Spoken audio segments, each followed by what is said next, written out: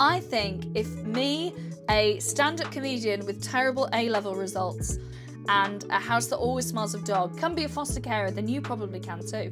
Do it, because there'll always be some sort of reasons why you can't do it, but actually with the support that you get from fostering, you can absolutely do it. It's the most rewarding, special, absolutely priceless thing you can do, and there's nothing stopping you. Mae 'na amser calad yn fo weithiau, oes, ond mae'r positives yn well na'r negatives, de.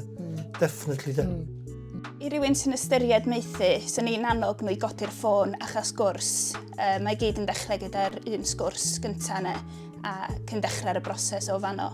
Please don't have anything put you off looking into fostering. It is such a great thing. That first step could put you all onto a pathway that could make a whole new life for yourselves as well as the children that you can help.